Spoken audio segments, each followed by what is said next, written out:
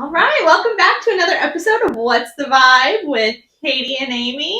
Hope you enjoyed last week's episode where we talked about the submersible and we laughed way too much at the most inappropriate times, but it was so fun. Sorry, guys. And what else did we talk about? Manti Teo. Manti Teo, yes, Yep. yes. So we're back. We're bringing the vibes this week. Yep. Any updates? I have no updates this week. Do you? No updates. The only thing I was going to share is I was a guest on the Other Ship podcast. Yes. So we recapped the Payback summer event. I don't know if I'm using words about wrestling again, but it was super fun, and go check it out. It's episode 21, I think. There was some back and forth. It was 20 or 21. Okay. So you'll find it. It's probably called Payback Recap or something similar. So check it out. It was super fun. On Apple, Spotify? Yep. All right. Yep. That's exciting. Your wrestling words are so much better than your football words. The thing about me, I'll say words. They don't have to make sense. I'll say them, though. Well, speaking of words to say, Yes. What's the vibe? The vibe this week is survival. Okay. At all costs, survival. I know I usually give you a bunch. Okay. I can give you some more. Advocacy, strength, resilience, girl power. I don't know if it is just me personally or just everything that's going on personally with both of us. But why do I feel like you're going to make me cry? This is a good one. Okay. I'm going to try not to cry. Let it be a challenge. I know. I have been emotional too, so we'll see what happens. Sometimes I'll cry at the weirdest stories. Rudy, why was I crying? I don't know. My favorite thing to do is find TikToks. And please, somebody tell me if you relate to this. I don't know if you will, because we both didn't have a... You know where I'm going with this? I think it's dad. I think it's pronounced dad. Yeah. But I'll stumble on wedding videos. Oh, Lord. And anything to do with, like, a father and a daughter, like, in their first dance. Or maybe he had passed away. Oh, worse. Yeah. And those always get me. Yeah, I've seen the ones where dad's passed away and, like, every man in the community steps up and cuts in. Yes, and or, like, everybody's contributing to the first dance. Yeah, I can relate. That's very emotional. Down the aisle. Yeah, so. I mean, I didn't have parents, I feel like. I feel like you didn't either. I raised myself, and I'm not really that impressed with the job I did, to be honest. You did pretty well. Thanks, Katie. You're on a minor podcast. On a low-budget podcast. Yes. You're making it. You're right. I did it. I made it. You did good. Raising yourself. Thank you. Okay, back to the vibe. Okay, the vibe. I'm going to tell you about a woman. I'm going to tell you her name right at the beginning, and I want to know if you've already heard this story or not. Okay. Her name is Mary Vincent. Right off of... No. No? Right off the top of my head, no. But maybe as you tell the story... Maybe you'll let me know as we go along if you're like, yeah, this is ringing a bell, because this story has been told a lot. Okay. But for good reason, because it's just such an amazing survivor story. Speaking of survivor stories, this is an episode of I Survived as well. Okay. So if you don't like the way I tell it, well, be sure you don't like it. Watch the whole thing first. The whole thing from beginning to end. Yeah. And then go check out their version, which I did not watch for this. Oh, okay. No, I didn't. I just did my own research online, found some neat articles, listened to some other podcasts, and I'm like, I can tell it better, which I probably can't, but I'm going to try. No, I bet you can. Okay. So September 29th, 1978. So coming up on the 45th anniversary of this event. Oh, of the event? Of the event. I thought you were going to say of her birth. No, of the event of this thing that happened. Okay. On September 29th, 1978, Mary was a 15-year-old girl living in Las Vegas. Okay. Do you remember when you were 15? When I was, gosh, I wish I didn't. Yeah. Yes, I do. And I'm cringing just thinking about it. Yeah. I don't think, you tell me if, when I get going, if you think you would have been this savvy at 15 as Mary is. Okay. But one thing that Mary and I had in common, and maybe you, is she was not vibing with her parents. Maybe with one of them. If you were watching just a couple minutes ago, you would pick up on it. I was not vibing with either one. I wanted to be out with my friends, and I wanted to be cute. And I want, That's fair. I'm not even gonna say everything I wanted to do. That's probably safe. Yeah. We can use our imaginations. But Mary was like us, and she just was not getting along with her parents. Okay. Or me. She wasn't. I'll say me because I'm sure you were fine. Yeah. Mother, you were fine. Very little's known about her very early years, except that she grew up in a military family, okay. And like I said, she wasn't really getting along with her parents this day. So she decided she was going to run away from home. Okay. And she was going to hitchhike from Las Vegas to California to go to her grandfather's house because she was really close with her grandfather. Oh, okay. So she's still going to family. And she's not just running away with some boyfriend or something. Okay. No. So as she's hitchhiking, she ends up meeting up with 2 other hitchhikers on the side of the road. Okay. They didn't know each other. They weren't even necessarily going to the same place. They were just standing beside each other in like a common area, holding up their little signs like California bound or whatever. Yeah. So they're standing there, and 51-year-old Larry Singleton pulls up in a blue van. Okay. And Larry, described by Mary. Larry and Mary. I know. That's confusing. She said he looked like a friendly grandfather. Okay. He was 51 years old, which when people describe me as a friendly grandmother, look, that's getting real close to my age. I'm hoping they're like, that hottie. No, she looked like a friendly grandma. She's at least 25. Right. I mean, only. Yeah, I looked at least. That's fine. But Larry looked like a grandfather. 51, okay. Back in the 70s, it was hitting different. Yeah, it is very true. It was. We talked about the couple from Germany, and you were like, I bet they were 40, but really they were probably only 27. Well, getting off topic, but have you ever seen those comparisons where it's like the Golden Girls in their prime, when their show was in their prime, were in their 40s and 50s, and J-Lo's 50. Thank you. Yeah, that was exactly who I was thinking of. Totally different. Right. It's just, I don't know. We're aging better these days. Is what I'm going to say. So anyway, back to Larry. He looked like a friendly grandfather, and he was wearing overalls, jean overalls. Oh, okay. Was he a farmer? That just gave me farmer vibes. I know it does give farmer vibes, but no, he wasn't a farmer. But also, I just picture like a big old pot belly and some overalls. Like a farmer. Like a farmer. Maybe a plaid t-shirt underneath or something. Yeah. But by his appearance, Mary felt comfortable. Okay.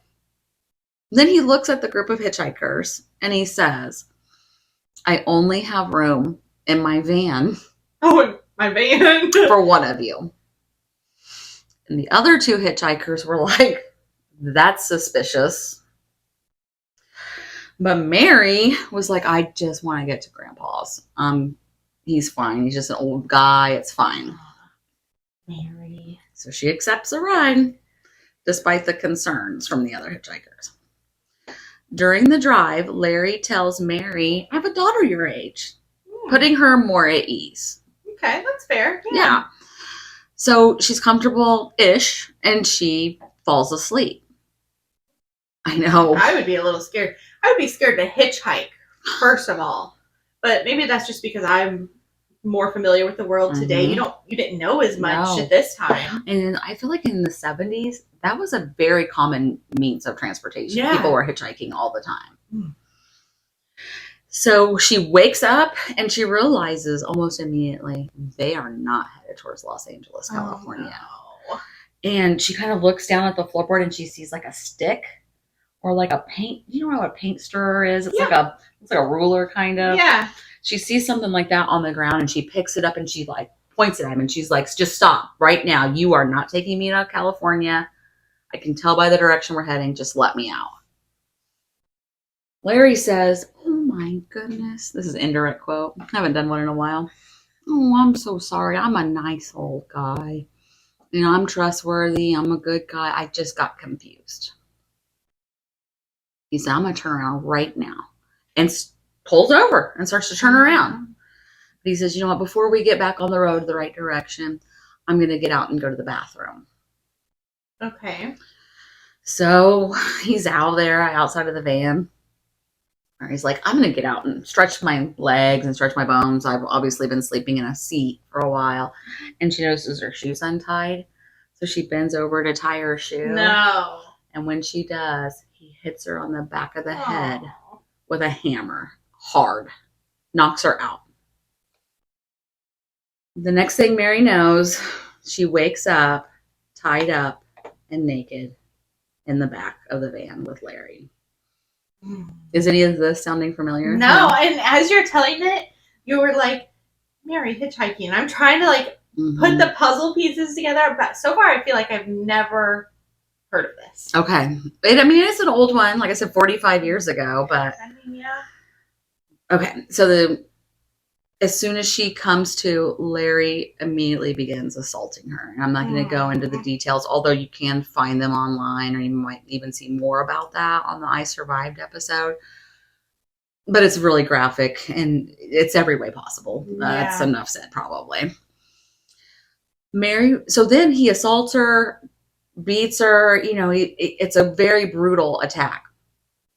Leaves her tied up in the back of the van, and then will drive for a while and then pull over and do it again. What? He does that. Mary thinks, but again, she probably has a concussion. Yeah. 5 or 6 times. Not only that, but laying in the back of a van, and gosh. if you can't, you can see like maybe trees or maybe no trees if you're in the desert or something. Right, they're in the California desert. You don't know how long. It's hard to determine, 1, where you're at, and 2, how long it's been. How long was I asleep? Not asleep, but knocked out. And yeah. So like I said, time and time again. And on the last time, Mary just is begging him. Oh. Please, sir, like, just let me free. Set me free. Just let me go. Out here in the desert, just let me go. And he says, oh, you want to be set free? Oh, no. Okay, I'll set you free. And she's still tied up. He goes to the van, opens the back, comes back with a hatchet. This is where it gets bad. No! Mary is, immediately fight or flight, and she's tied up. Yeah. He begins hacking off one of her arms. Oh my gosh. Kadi completely severs her arm. And then starts... so now it's free, obviously, because they were taped together. I don't know, in the front or the back. With her other arm, she's like trying to push him and get him away. He hacks it off. Oh my gosh. Right below the elbow. And as she's falling backwards, she can see him trying to shake her arm off of him. Oh, that's creepy. Yeah, that's scary. So terrible. Oh, man. He then pushes her down a 30-foot canyon. What? And shoves her in a drainage ditch. Oh. Gets in his van and drives away. So Mary has to be in shock, right? Yeah. I can't even imagine. I just get bad news sometimes and I start shaking and go into shock. Yeah. I can't imagine being brutally attacked for hours. And then losing both of your arms. Watching them. And she's losing tons of blood. They're just gushing blood. And you don't know where you are. No. So she's like, I got to get up. I got to get up. And she has said that even though she was weak from the blood loss, she wanted to just lay down and go to sleep. She heard a voice that told her, get up or someone else will die. He's going to do this again. I was like, what does that mean? Has he already done this? That's so And true. If not, he will do this again if he gets away with it. So she wasn't even just fighting for herself. She was fighting for other potential victims. Yeah. Oh, and I've heard, have you ever heard of the Fifth Man? Mm-mm. This is, again, kind of on a tangent here, but I've seen this on TikToks before. And I think let's fact check this, but I'm pretty sure it's called Fifth Man Effect or Fifth Man Syndrome or something. And it's people telling stories of being in horrific car accidents where they're ejected or like they're in a life or death situation and they're fading in and out. And then all of a sudden there's like a nurse there or a pastor there. That wasn't really that they can't find later. I didn't know there was a term for it, but I've heard of not of like just people talking about that, but I've heard of situations. I know. Things like that. So did she, like, what was that voice that said, get up or someone else will die? Oh. So she got up, Kadi, and her arms are bleeding profusely. Oh my gosh, I can only imagine. And she sees some mud. She Stop. jams her own bloody arm stumps into the mud to kind of act as like a cauterization. Yeah, to get him to stop. Yeah, but then she's still holding like what's left of her arms up in the air, just like stop the bleeding or to okay. And also she said so the muscles wouldn't fall out. Oh. I know it's. Oh God. I know. Oh man. So it takes her all day to climb up this 30-foot embankment because she's so weak. She's probably in and out of consciousness. She's in shock. Finally, she gets up and then she has to start walking towards what she assumes is civilization or a town. Yeah. She ends up walking 3 miles when a convertible is like coming towards her. And she's naked. Oh. Covered in blood, and her arms have been cut off. And she's holding them above her head. This convertible sees her, slows down, pulls up. It's got 2 men in it who immediately speed off. Leave her there. That would be such a roller coaster of emotions because I would just think, oh, here somebody comes. I'm going to be saved. Then I would almost be scared, like, oh my gosh, it's 2 men. Like I was just attacked by a man. I know. She just wanted help. But help me. But then they're leaving. Like, yeah. Not long after, though, luckily, a couple, a man and a woman, pull up, see her. Thank God there was a woman in the car this time. Seriously. But back to the got 2 guys in the convertible. Mary has even been quoted as saying, I was terrifying looking. I don't blame them. I mean, I would be scared if I pulled up to somebody in that situation. And maybe they pulled up and called for help. There were no cell phones in 79, but anyway, the couple get her. They have like linens or like tablecloths and stuff in the car. They wrap her in that. Oh. They comfort her, and then they take her to the nearest place they can find, which is an airport. Oh, okay. And then they call for help. She's lifelined, or maybe it wasn't called Lifeline then. I don't know. But she's taken to a hospital and treated. Mary gives a police sketch. Oh, okay. Like meets with a sketch artist, does a sketch that's so dead on. Somebody looks at it one time and says, that's my neighbor Larry, or that's my, guy from the same town, Larry. He's questioned and arrested. Wow.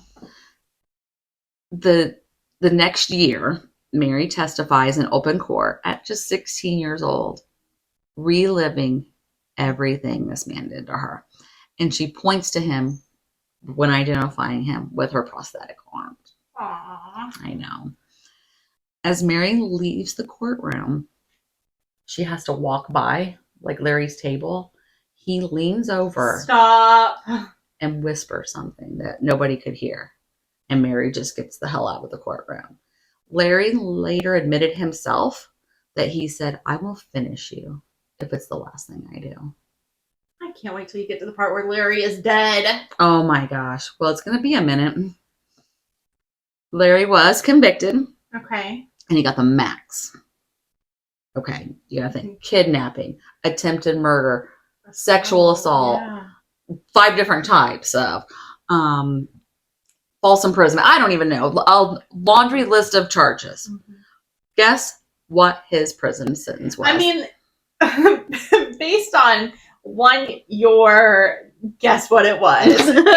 Fair. 2, the fact that it was 1970s. Mm-hmm. I'm going to guess it was like 15 years, like something stupid.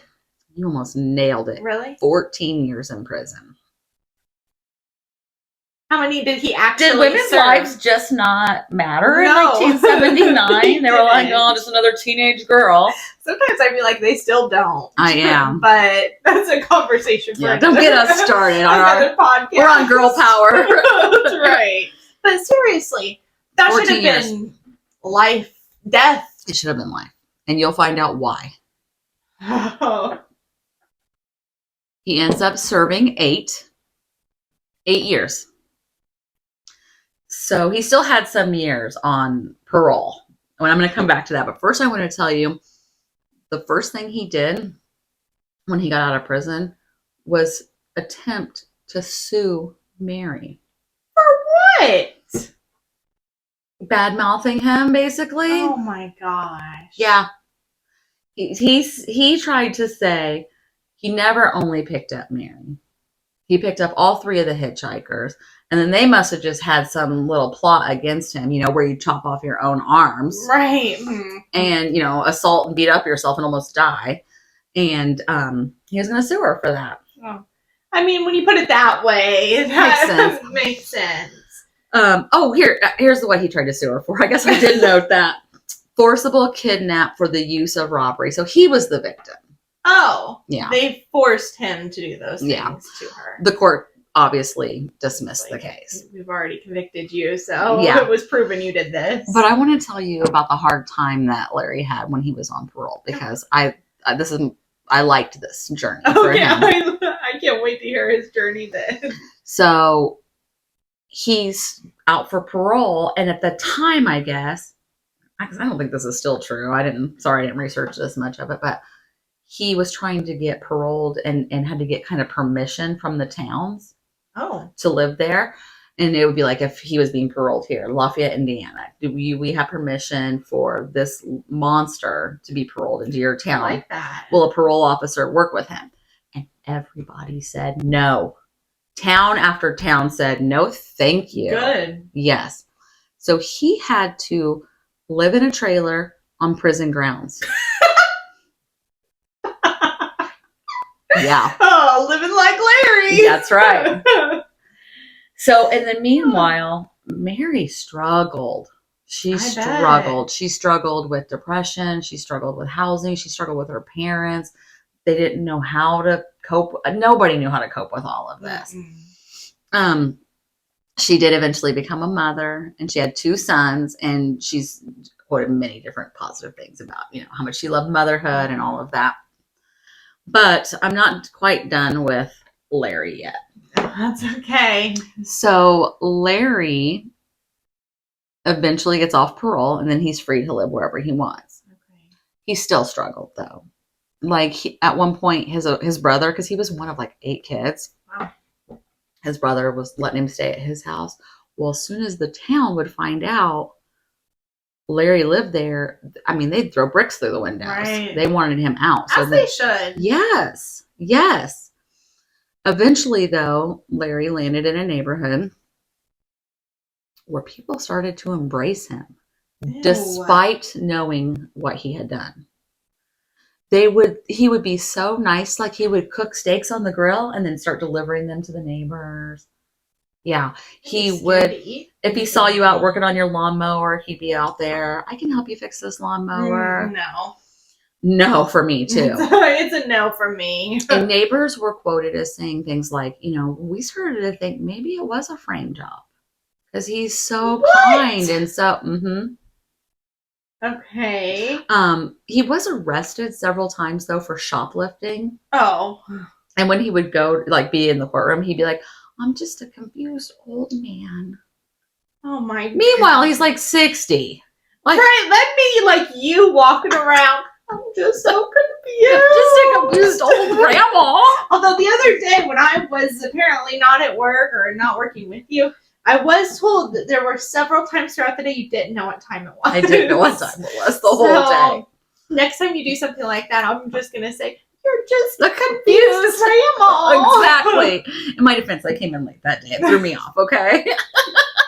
But yeah, I was very confused. But like I said, he was in this neighborhood and people were friendly with him. Well, one night, a contractor was coming by to collect money for some work that he had done. And as he's kind of approaching Larry's house, he hears a commotion. Stop. Inside the house. And he has a window in the living room, like most people do. I don't, but he does. This one does. He can see Larry completely naked, attacking a woman, stabbing her repeatedly. Oh, there's blood everywhere. And he's able to stop it and get help there. Larry is arrested. What What? Sadly, the woman dies. Oh my gosh. Dies. I'm so sorry. I don't have her name. I apologize because I wanted to focus on Mary. But yeah. He's arrested, and the state of Florida, which is where Larry was living at the time. No. Sorry, nothing against you Floridians, but there just seems to be a trend or something. There are crazy crimes in Florida. We should just do a Florida episode one time. The state of Florida pays for Mary to come and testify at this trial. Good. Because she didn't have to. She wasn't involved, but she wanted to be there. And she wanted to tell her story and how he had only done 14 years. And had he done longer, had he done life as he should have, right, this woman's life would have never been lost. So at that time, Larry is sentenced to death. Wow, good. And yes, finally. Yay! Death but I've got bad news. Oh, he's still alive. No, he died of cancer on death row before he was ever put to death. Oh, man, that's a shame. I hope he was in a lot of pain. Yeah. But Mary Vincent went on to be an advocate for many, many causes.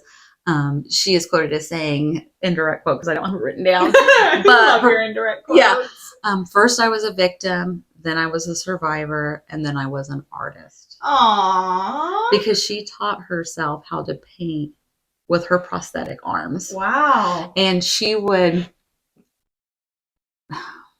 what's the word I want to use? She would alter them herself.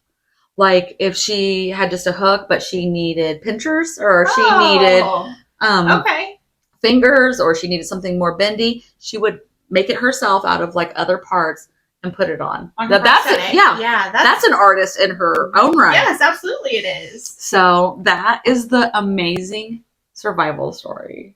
Gosh, you should have told your story second. I should have. I mean, just a good feeling. Well, I mean, not a good feeling because there were some parts that I made me want to throw up.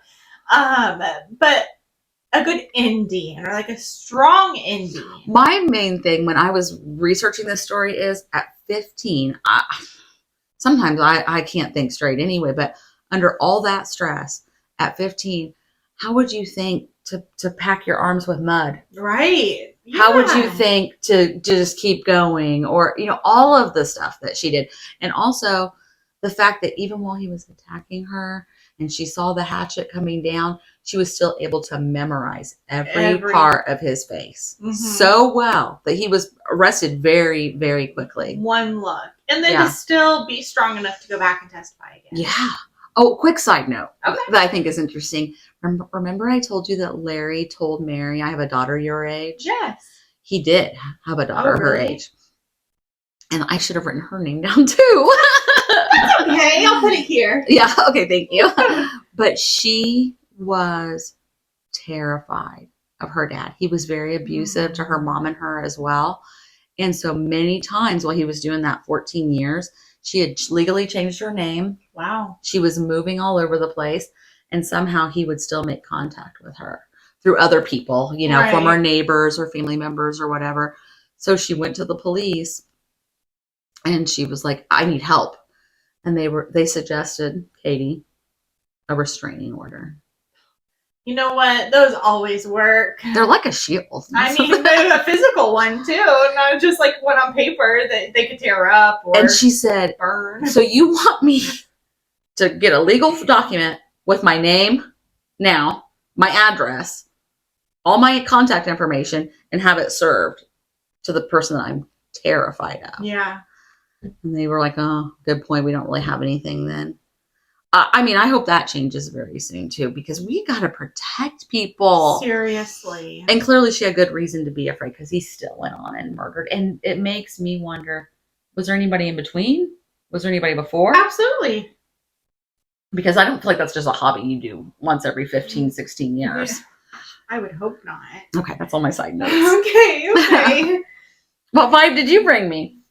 The vibe that I brought is somewhat current. Okay, a little bit late to the game. I did this with the Titan and the submersible and stuff too. I was a little bit late, but that's okay. The vibe is dolls. Okay. The vibe is successful women. Okay.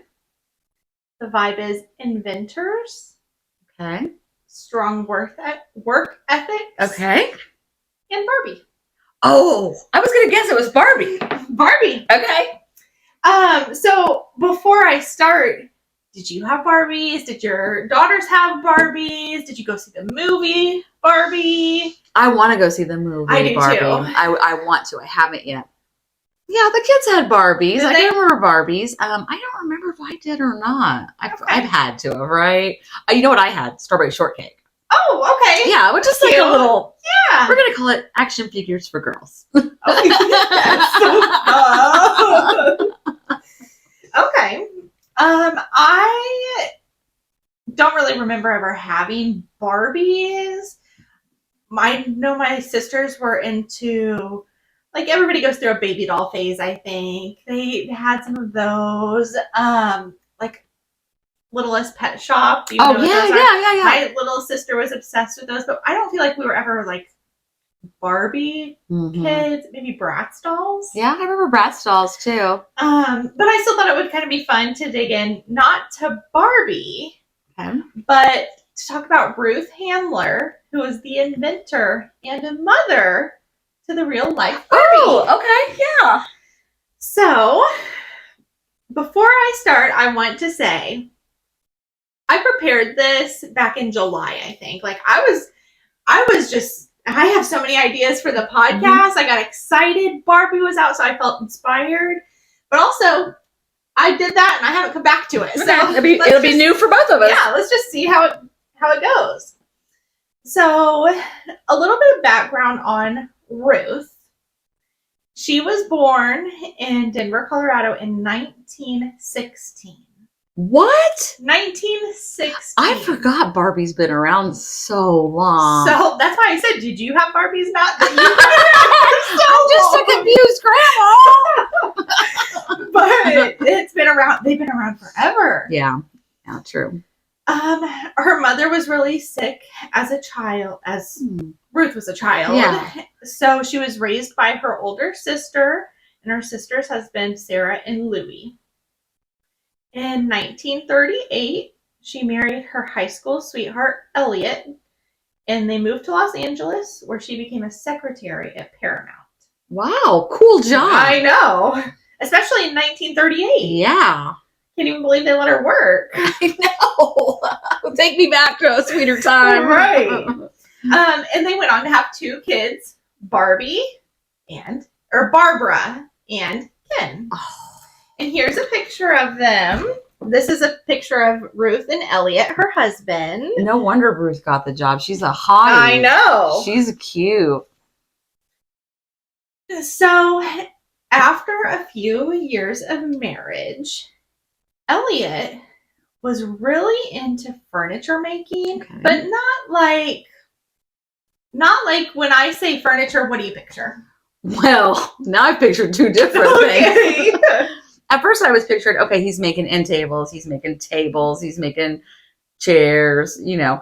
But then when you said not like that, I'm thinking maybe miniature? Like with plastic, yeah. Oh, okay. So he was getting really into it. It was just kind of like a hobby of his. But Ruth saw that he had talent. And she loved sales. Like, she just had a lot of joy when she could have somebody else find a product that they really loved that they wanted to buy. And she said, you need to start making furniture commercially. Like, sell it. It doesn't have to be what you're doing right now. It could be something larger. It could be any type of furniture. Okay. And so he did. And they landed several contracts with a bunch of really large companies, and they were really successful. Neat. I know. In 1945, Ruth was just like, felt like she could do anything. She's like, I'm the boss. Like, I love it. I know. I love it. I knew you would. And she said, I feel like you're doing what you do so well, and I'm doing my part so well that we don't need these contracts. We could do this ourselves, create our own company, and let's be entrepreneurs. Love it. It's very much giving Amy Yeah. And sometimes Kadi. Yeah. Okay. Well, we're a good team. we are. Be on the lookout for our new business venture that we have my gosh. we have not revealed yet. That's a little teaser. And it's like so off of this. Yeah, it's exciting stuff. We're looking forward to it. So Ruth and her husband Elliot partnered with a man named Harold Matson in 1947. And they combined Elliot's first name and Harold Matson's last name and came up with Mattel. Wow. Okay. Something that kind of, a little side note that was just like so typical of 1947, Elliot did mention that, honey, I'm sorry, I know this was your idea, but there's nowhere for your name to go on this. Just, come on, Elliot. It's 1947, get it together. Oh, like, don't you have some brownies you should be baking? Right. Oh. But they started selling furniture and picture frames. Okay. By the mid-40s, they had made $2 million. The 40s. Oh my gosh. They think $2 million is a lot today. They were like, they could have anything they We're wanted. one idea away from being millionaires. I know. We're one idea away. Happen. Everybody is. You watching, you're one idea away. Yes. Oh. At the same time, kind of at the same time of the balloon escape, World War II was putting a strain on their sales. Oh, you can see on their marriage. I'm like, damn, they're awful political. No. Not their marriage. Their sales. Their sales. So they transitioned their business into toys. And started making toy furniture. You know what we need to learn from this? Always be ready to pivot. Just, always be ready to pivot. Yep. Oh, I love it. I know. It's very inspiring. Yeah, it is. So this was actually a really big success, like moving into the toy world. It was a little rocky at first, but they did it. And the first successful toy that they sold was a ukulele. Oh. It was called Yukadoodle. Oh, Yukadoodle. Yukadoodle. Oh, doesn't Adam Sandler play the ukulele in 50 Dates? I do believe so. Oh, he's so cute. That was a side note. That was random. I don't know, but I just started picturing a ukulele. Down, so in 1955, Ruth is like, she's really trying to get their name out there, trying to keep getting them to do big things. So she's calling up Walt Disney Mickey Mouse Club and said, we want to sponsor the Mickey Mouse Club show. Like, we want to be the biggest sponsor. We want you guys to advertise us. It makes sense. Mickey Mouse show, kids' toys. Like, it does. Let's do it. So they agreed. It was marked the first national TV campaign for a toy manufacturer. And they earned $500,000.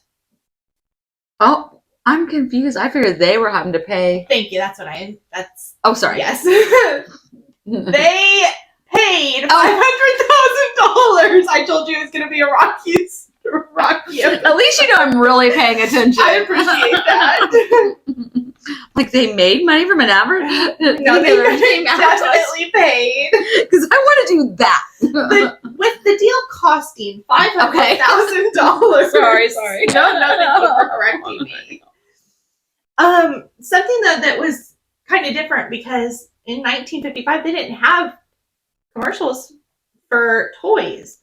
So this was really a big deal because it was advertising to kids, not to adults. And so, I mean, you remember the TV commercials from the 90s, early 2000s, where it's like, buy this watercolor set with your mom's credit card.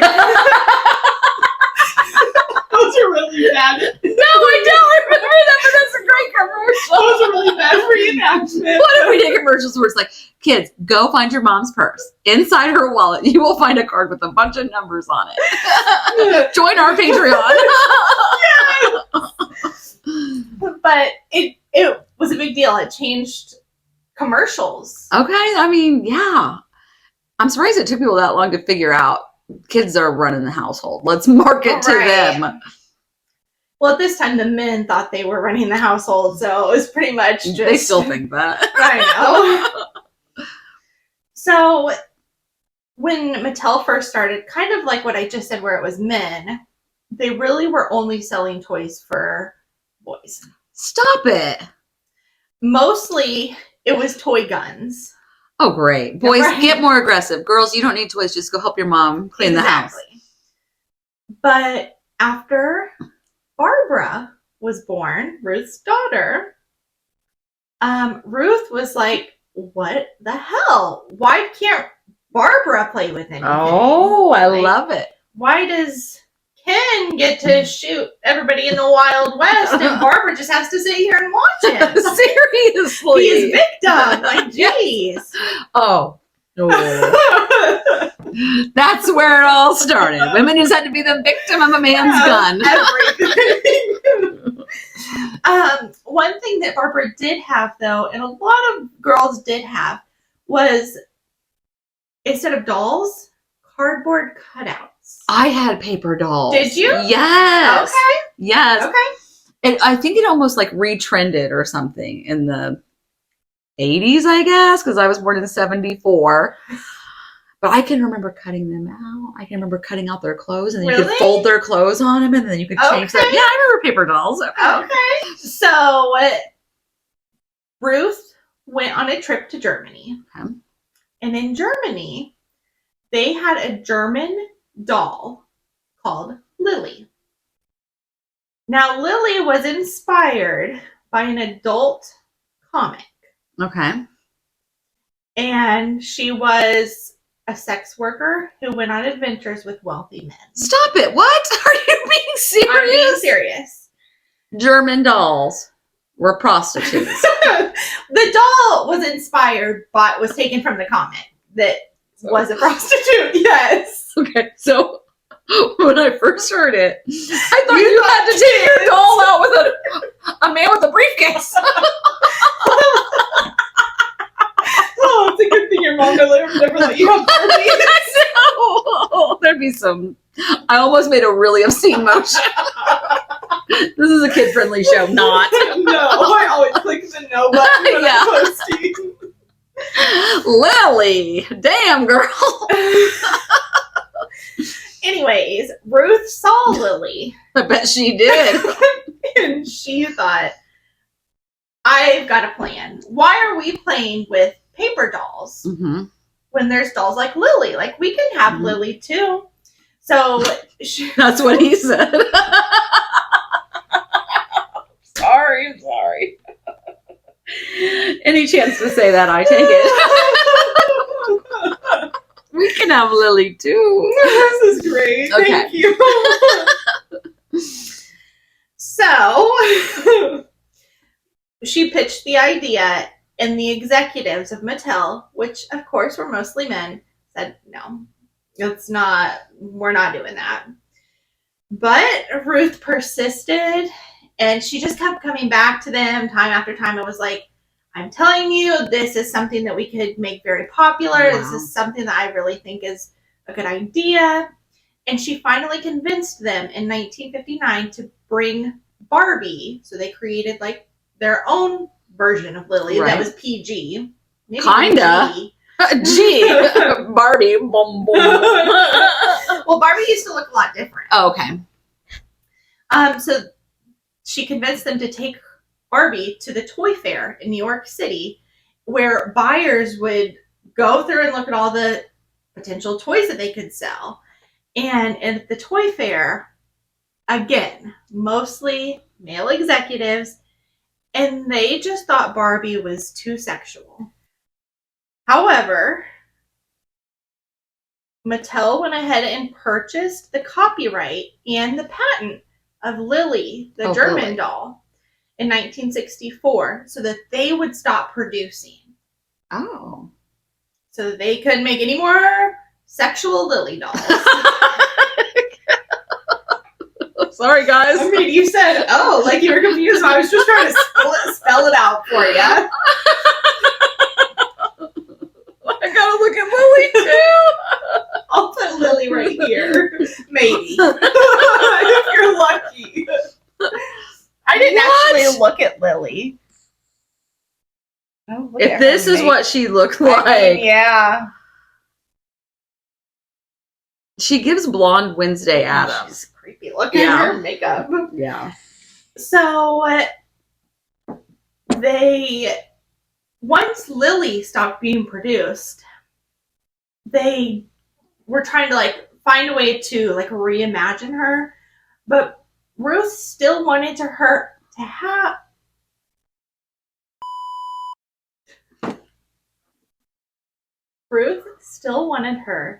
have a womanly figure because she wanted kids to be able to dream of playing as grown-ups. Oh, she that's didn't cute. want them to be playing with babies. She wanted them to get to dream to be, I'm a grown-up woman with a Corvette and a mansion and a hot tub. I can be whatever I want to be. No, I don't have any of those things. Well, I'll buy you a Barbie then. Thank you. I can fly. Barbie's dream house. We're never gonna get there. Yes, you will. You're so close. So close. So the same year that they purchased the patent in 1964, Ruth was still persisting and was like, let's just put it out there and just 1964? See if she sells. Okay. And they did. They released Barbie and sold 351,000 dolls for $3 a piece. Oh my gosh. The demand was so high that Mattel ended up having to build and designate a factory and a warehouse just for Barbie to be able to keep up with the demand. Oh. Okay. Look how many years it took her to convince these men. They started in what, 47, I said? So we're 3 years. Still, they kept sitting on $1 million idea because a woman, and it was a woman doll. Yeah. Man, little girls really used to not matter at all. That's terrible. I know. Once they built that factory and that new warehouse, it took them 3 years to be able to catch up with the demand of people wanting Barbie. And to me, it's like, it must have felt so good to be Ruth. Like, I told you. Yes. Yeah. I told you how successful she would be, and now everybody wants her. Yes. I am going to try to find some clips of the first commercial for Barbie. Oh, yes. Because it's out there, and I watched it, and it's very grainy. It's black and white, but it's so cute. That sounds fun, yes. So beautiful, you make me feel my Barbie doll is really real. Barbie's small and so petite, her clothes and figure look so neat. Her dancing outfit rings the bell. At parties she will cast a spell. Purses, hats, and gloves galore, and all the gadgets gals adore. Barbie dressed for swim and fun is only $3. Her lovely fashions range from $1 to $5. Look for Barbie wherever dolls are sold. Someday I'm gonna be exactly like you. Till then I know just what I'll do. Barbie, beautiful Barbie, I'll make believe that I am you. You can tell it's Mattel. It's swell. Now, once they had Barbie created, not only was the doll important to Ruth, but kind of like you said a little bit ago, her clothes. Mm-hmm. It was so important for her to be able to stay up with fashion trends and for her to have different outfits for different jobs. So if her daughter wanted her Barbie to be a doctor, she could be a doctor. Yes. She wanted her to be a astronaut, she could be an astronaut. A teacher, like whatever she wanted to be. So, and there were like aprons and stuff. So if you wanted your Barbie to be at home taking care of the kids, they could do that. That was your Barbie's choice. Yes. Aww. Ruth was also really great because she was all inclusive. So obviously it's a different time. She wanted Jewish women or Jewish Barbies. She grew up Jewish. Okay. And she always got a lot of hate for it. Oh. So that was really important to her. So she started releasing different Barbies and Kens. In 1968, right after they passed the Civil Rights Act, she released the first African American Barbie named Christy. Aww. What was different about Jewish Barbie? Do you know? I have no idea. Maybe she had a menorah. Well, I follow a Jewish couple on TikTok. Maybe I made that up. I'm going to give you a Jewish fun fact. Oh, Jake is going to love. He's going to tune into this episode. Okay, I'm not being disrespectful. I learned this on TikTok. Yeah. At some point, and I think it's after marriage, Orthodox Jews cannot show their hair. I think I know where you're going with this because I think I follow that lady. Yes, yeah, they can't show their hair in public, so they have to wear different wigs. Yes. And so that's why I was like, what's different about Jewish Barbie? Like, did she come with different hair? Because that'd be cool. That would be very cool. I don't know. Okay. I don't know that Ruth was that Jewish because that's not how I meant it. It just came out, okay? I know what you mean. Because here is Ruth with what I believe is her natural hair and a Barbie. Okay. And I do know by now she's married. Okay. Yeah, she looks married. Yes. She looks miserable. No, I'm just kidding. She looked happy. So the story is not about Barbie, though. It's about Ruth. Mm-hmm. So I'm going to keep telling her story, even though Barbie's created. Okay. In 1972, things kind of took a turn. Oh. Mattel? I just had one of those moments where I was like, is that how you say that word? Mattel? I said the word acrobatical on Drew's podcast when I was on there last week. And literally I was like, Is that after I muted myself, I like, is fucking acrobatical a word? It was, thank God. Okay. But yeah, but so I know exactly what you're saying. All of a sudden, a regular word, you're like, what am I saying? So Mattel, I believe Mattel. It's not Mattel, so it's Mattel for sure. They reported a loss of $29.9 million of sales. Oh. When? In 1972. Oh. Now, I don't know if you know anything about Wall Street. What's your question? Good. You might know the answer because I know nothing then. Yeah, I mean, they call me Wall Street. Wayme. Wayme.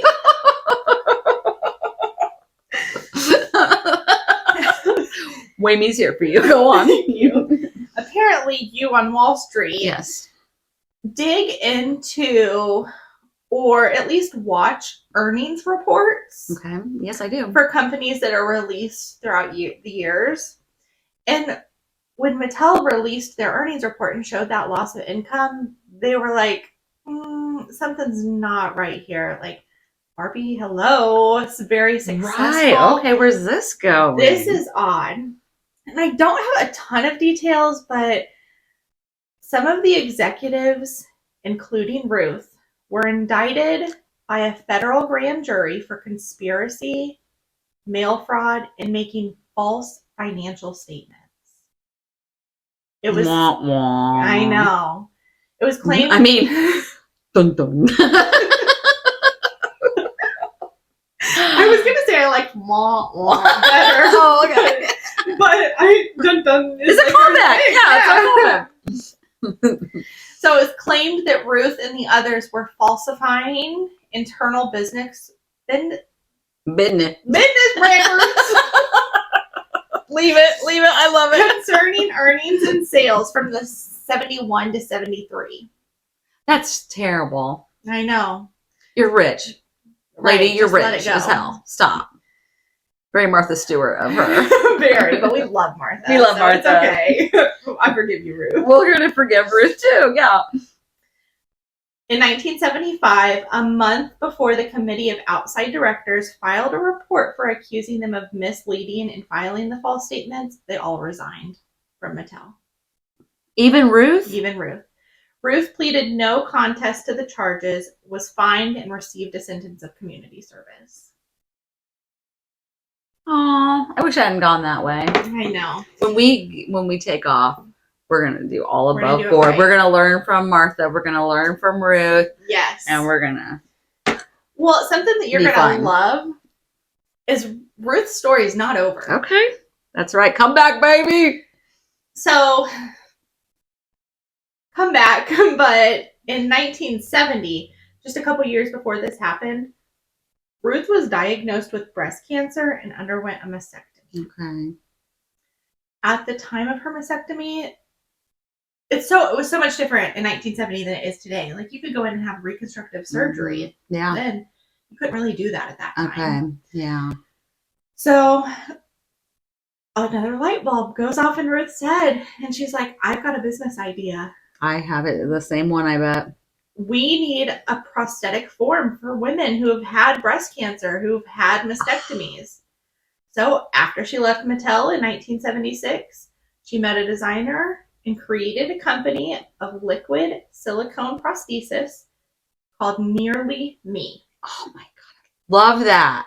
She led a team of 8 women, Yeah, she did. because men don't know nothing. About no boobies. I mean, I guess they could, but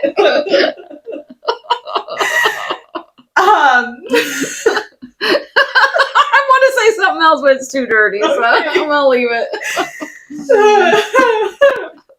she led a team of 8 women, most of whom were breast cancer survivors. Oh wow! So that was really cool. They would all go to different department stores and train the sales staff to be able to fit customers with these prosthetics.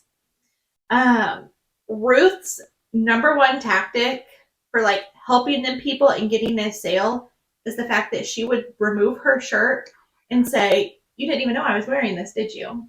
You couldn't even tell." And people would be like, "Oh my gosh, she's right." The self-confidence. Yes. I got everything under here, and I'm not taking my shirt. Agree.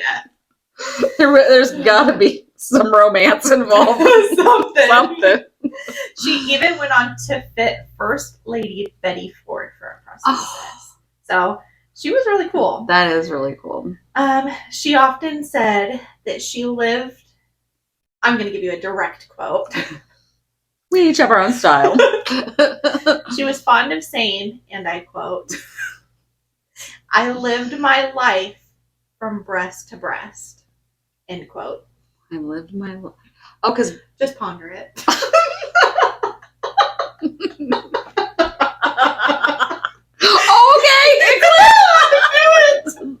I need a light bulb right there. I You knew I could get there. was like, just wait.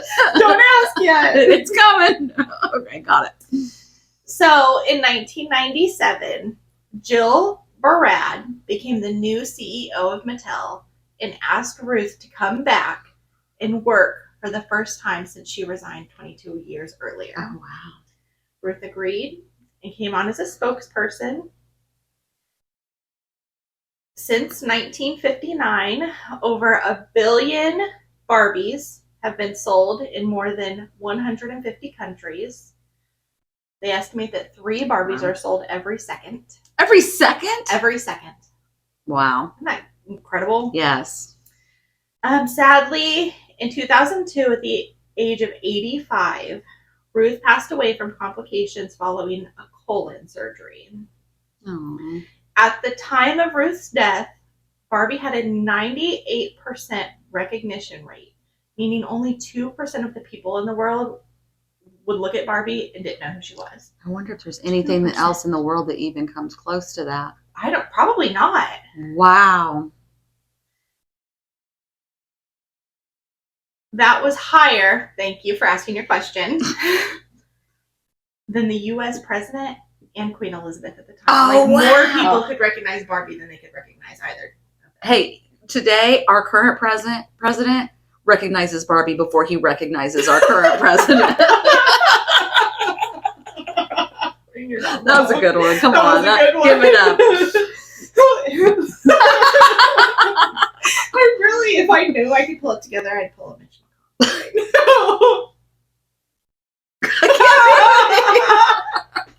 it either. You gotta look like you just shit yourself.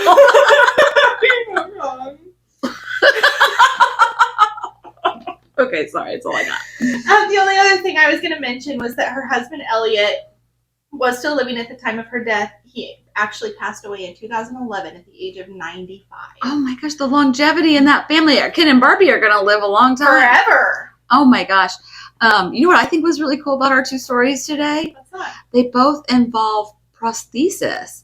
Oh, yes. I didn't even think about that. Yeah, my Mary, even had to tweak her own and make it better. And then here we have Ruth freaking inventing it. Prosthesis. That's amazing. Yeah. What a cool tie-in that we knew nothing about. We've done that, 2 or 3 times now? We're freaking right there, man. I don't know how we do it. I don't know. We've not blown up yet. It's going to happen. It's going to happen. Man, that's the close? That's all I've got. I think this was another great show in the books. All right, well, be sure to like, share, subscribe, encourage your friends to watch this amazingness, and keep vibing.